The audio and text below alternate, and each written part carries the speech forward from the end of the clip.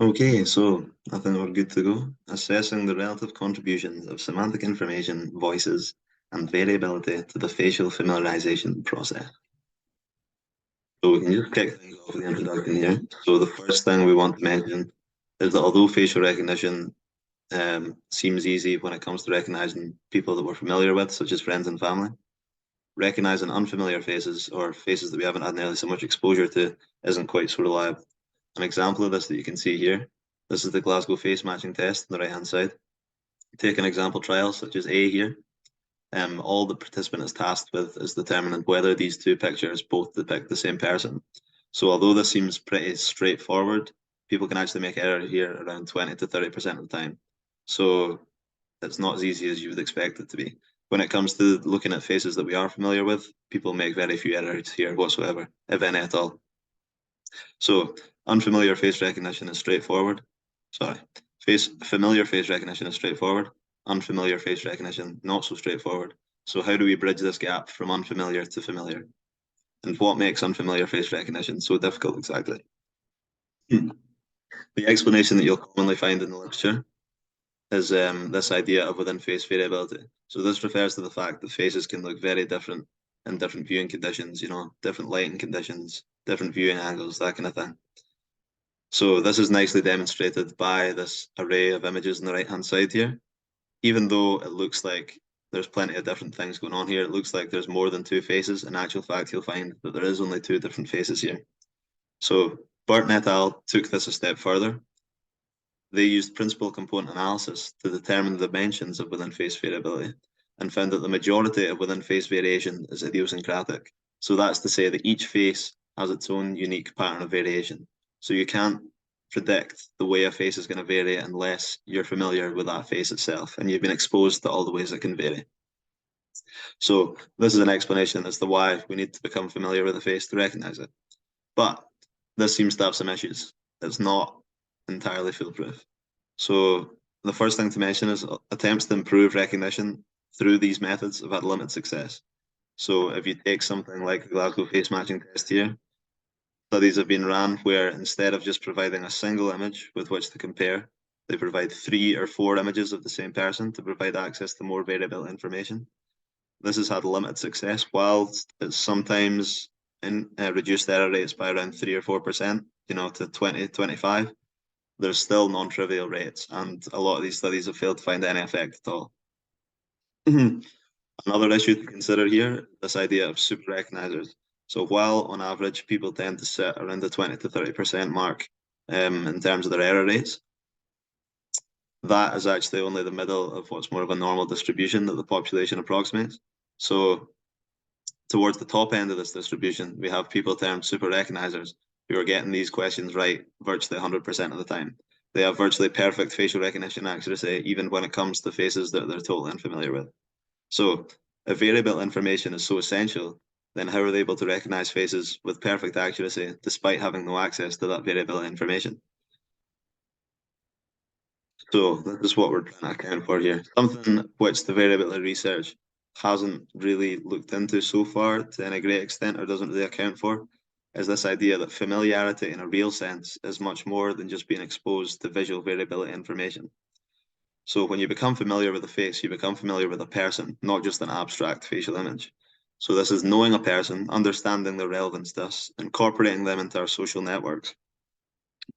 So the larger this person representation becomes, the easier facial recognition should become because the number of rich, meaningful associations available to us from which to represent that face increases.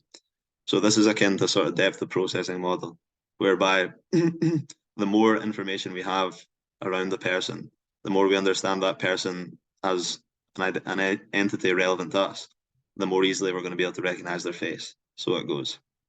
So we're suggesting here that combining a face with socially relevant information could help build up a stronger, more comprehensive ambient person representation, which is ultimately going to make that face more easily recognized in a subsequent recognition test. So we're just hypothesizing that providing some extra information in the encoding phase when learning an unfamiliar face is going to improve recognition. So how are we going to go about testing this exactly?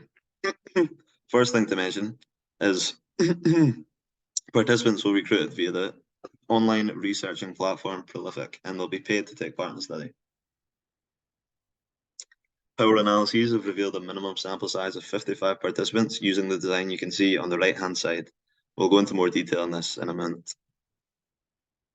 The main thing to consider here in terms of the materials, the facial recognition task, which comprises the main body of the study.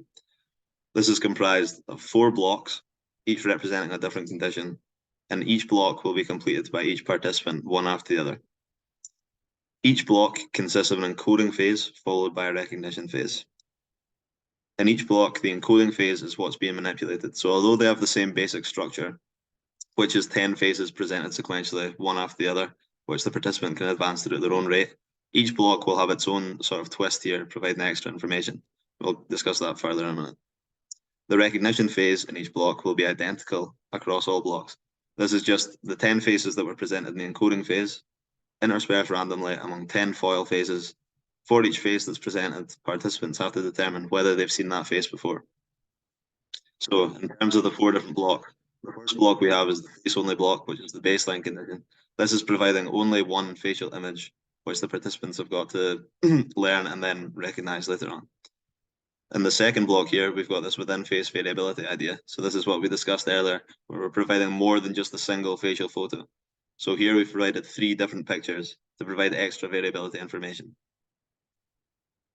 Next, we've got the semantic info trail, which comes from the semantic info block. The idea here is that we're helping build up that familiarization, helping build up that person identity network by providing the photo alongside some biographical information. Next, we've got the voice block, which again, we're providing extra socially relevant information in the form of a voice. Just a short voice clip that'll play with each face that presents, a different voice clip per face matched their gender. I'll just play an example clip here. There you go. And then finally, you can just see the recognition file on the right-hand side here. So this is what it'll look like for each block. And this is just simply the face presented, which won't be the same picture as you saw in the encoding phase, just to create some of that ambient variation that you'd expect in real life. And you just simply have to decide whether you've seen that face before or not. So how are we going to analyze that data? First thing to mention is that attention checks are going to be used. This is going to be pretty much the only way we're going to have of removing participants. So this is just going to be ensuring that participants are reading the instructions and not just clicking through. It'll just be short attention check questions between each block. So in terms of the primary analysis, what we're really interested in here is how recognition scores can differ across the 4 blocks. So to do this, we're going to conduct a simple one-way within subjects ANOVA on the correct response rates per participant per block. This will be followed up by a post hoc test to see where the effects lie there. So we're hoping to find some effect where the baseline condition, the face-only condition, is the worst performance, and people perform better when provided with the extra information, as the hypothesis goes. Finally, we've got some additional exploratory analysis here to mention. So the first here concerns the fact that a lot of the literature you'll find in facial recognition tends to divide participants into performance groups to see how things can affect them differently. So we'll just add this in as an extra independent variable, where those who perform towards the lower end will assess how manipulating the variable changes their performance from block to block.